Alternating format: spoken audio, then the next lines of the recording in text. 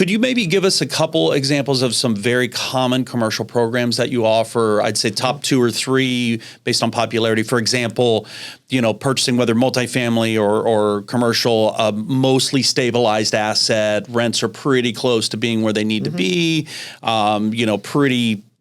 We'll call it nothing's easy, but let's say an easier deal versus, let's say, someone who's buying a multifamily that half the units are vacant, or they're going to have to evict half the people, and the rents are 50% of what market value is, and it's not stabilized, and they need some bridge debt for a year. Explain to the audience sort of what those 2 or 3 top options for programs are. So the most common commercial loan in the under $10 million loan amount, so let's say anything from $500,000 to $10 million, is a 10-year term, a 5-year fix. So it fixed for 5 years, and then it resets to whatever the index they use, usually this 5-year treasury, plus a margin.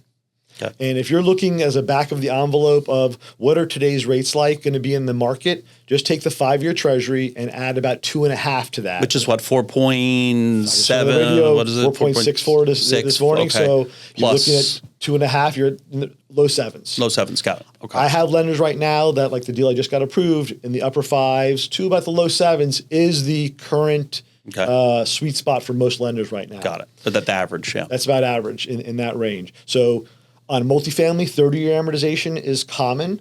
It's not the given, but it's common. Okay. On other commercial property types, it's 25 years or 20, depending on the lender. Got it. So the most common is that commercial real estate is the programs on lending side are set to have some type of horizon at 5 or 10 years max. Okay. There is offer for, you can get 3 interest year. Only. Can you do? So we'll get into go ahead. Sorry, I'm interrupting you. Go ahead. You're doing a great job. I'm interrupting you. We'll get more granular. Yeah. But go ahead. You can do 3, 5, 7, or 10 is the most common intervals you can do on the fixed periods. Got it. Most common is 5. Then you get to other aspects of it. Now, when you get into deals that may not be stabilized when you're buying them, if they're not stabilized and need a lot of capital improvements, you're looking at bridge debt, maybe most common. Bridge debt, by the nature of it, takes you the bridge from point A, where you're buying the property not stabilized, to point B. And bridge has a lot of variations between it can be totally vacant, or it needs some cash flow, just doesn't need to debt service at the amount that would need to carry the property. And let me go into debt service. On the commercial side, which differs from residential, the property has to pay its own bills. Usually it's a 1.2 to 1.3 debt service coverage ratio. An example of that would be if your net income after all your expenses, true expenses, not depreciation, but true operating expenses, is $130,000. NOI. Your net operating income, NOI, then your mortgage payment annually needs to be $100,000 or less. That's a 1.3 debt service coverage ratio. At a 1.2, obviously, it's 120 NOI to $100,000 of mortgage payments, just principal and interest. That's how banks are going to calculate it.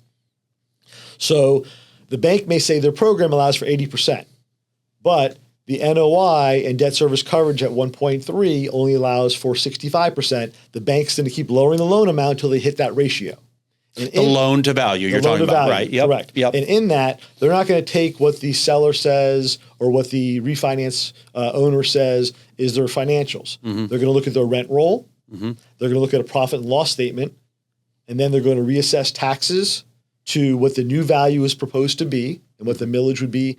And even if it's a refinance and they're not going to reassess the tax because no capital event happened, no transfer of the property happened, they're still going to look at it as if we have to foreclose, it's going to reset. And then what are those taxes going to be? And that's different from a resi loan. Different from a resi loan. So resi looking at debt to income ratio. Right?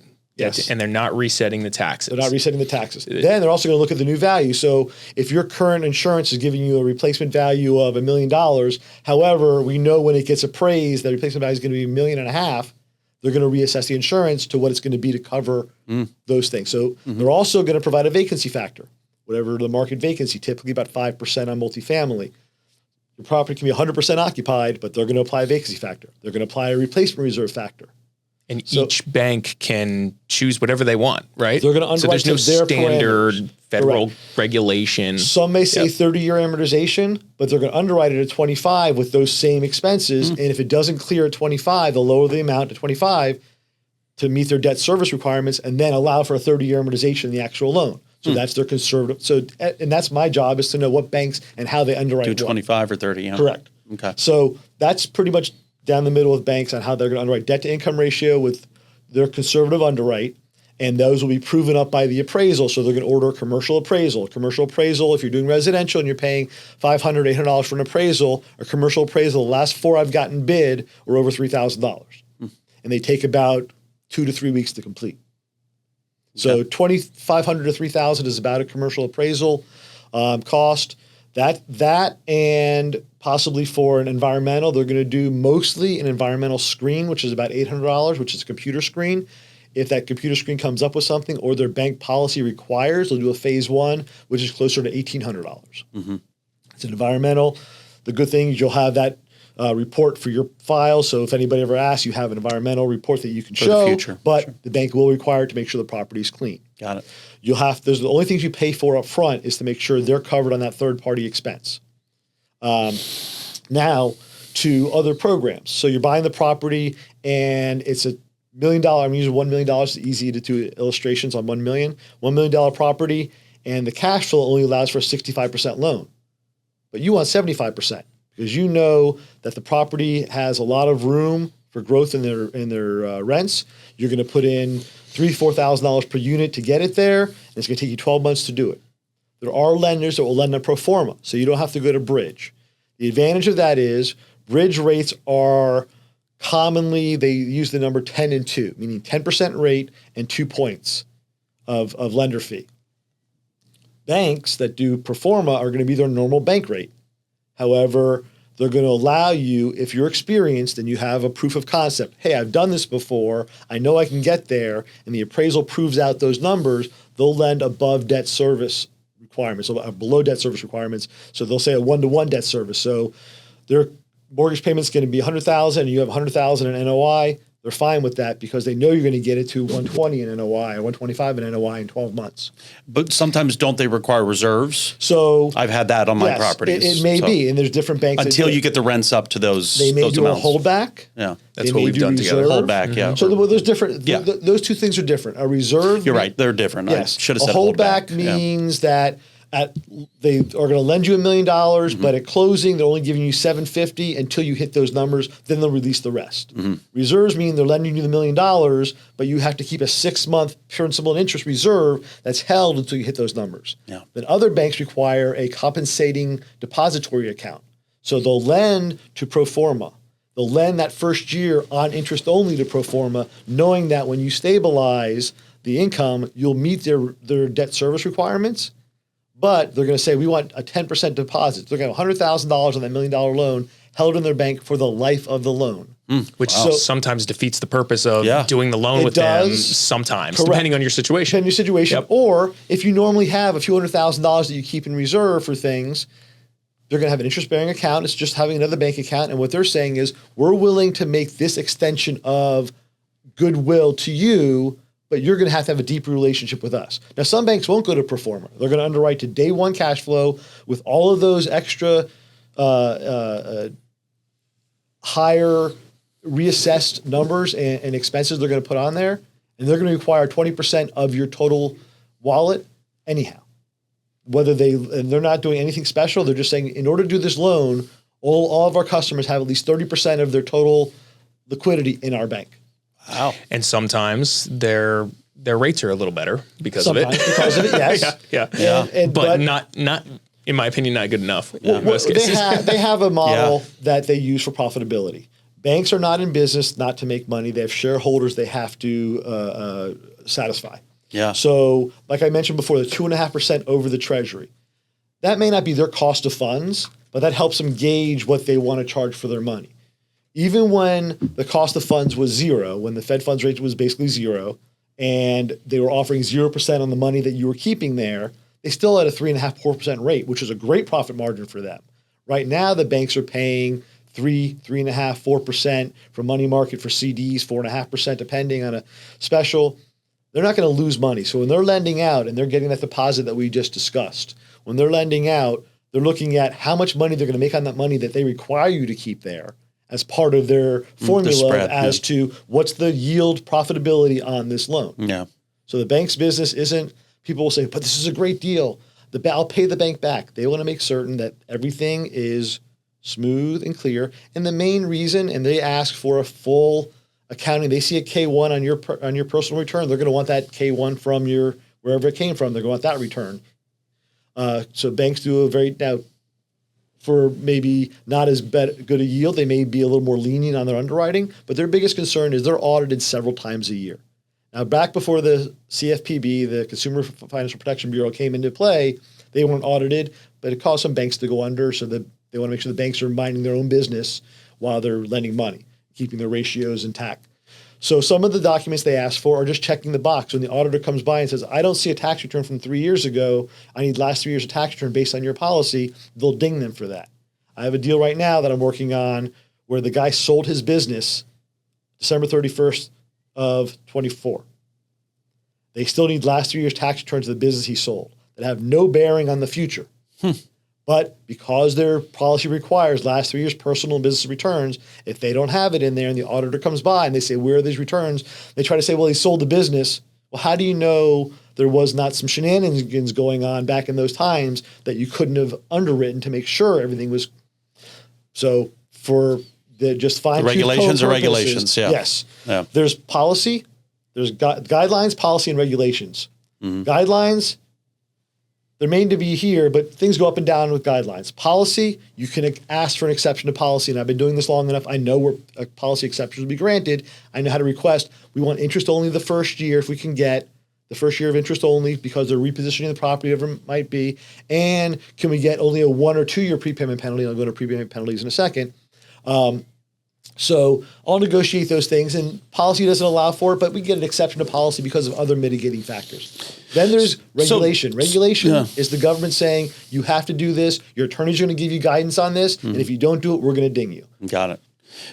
But that's another added value you're bringing to the table. You're negotiating for things that most borrowers wouldn't even know to negotiate for. And that's the big difference between like a resi loan and like a commercial loan. When you get the commercial loan paperwork, like you can read this and possibly negotiate some of it, right? If you get a resi loan, you show up, you sign it. That's how this works, right? You either take it or leave it. These are federal government programs on a resi loan most of the time, unless they're non-QM, but that's a different exception. Well, that's great. All good info. And then what about bridge loans? I don't think we touched on that. So bridge loans, again, they take you from point A to point B. Most of those, you're going to have more of a heavy lift. They will go to 75% of loan to cost. So you're buying the property for $3 million, you're putting $1 million into it to take the NOI from $100,000 to $150,000. Where we talked about on a commercial loan from a bank and bank type lenders, they underwrite day one cash flow, they underwrite with the reassessed taxes and insurance. Bridge lenders underwrite to the exit. How is this deal going to exit into a non-bridge loan, into a comfortable amortized commercial loan, into a Fannie or Freddie agency loan, into another type of loan, so we can get it off our books. The bridge lenders or hard money lenders want to know what your exit plan is. How are you getting out of my loan? Where the bank wants to keep you there as long as possible. Right. The bridge lenders, they make most of the money on the points. Yes, 18. Well, they make good interest. Good interest too, 10 plus 18 to 24 months. Those 2 points give them on a 10%. Interest only, it gives them 12% on a 12 month, gives them 11% on 24 months. Sure. So that's what they're returning to. Most of those bridge lenders have investors who are looking for the return as well.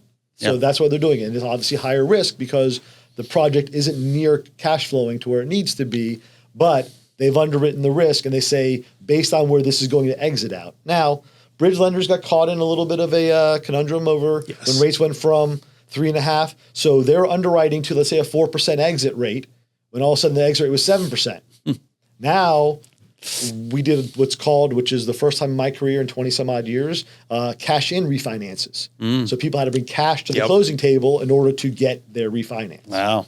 So like on syndication deals where there's 100 investors, they may have to capital calls have to refinance the deal, meaning put more money in. If they went with bridge initially, if they went with something that was a big reposition, that someone was coming in and buying something that had a lot of upside, but you're buying it going in at a 3 cap and you're going to perform at an 8 cap, meaning your yield is going to go from very little. So if you're borrowing at 10%, your yield, you're losing 7% until you get it stabilized and then reposition it to 5% debt. Now you're making 3% yield on your levered portion.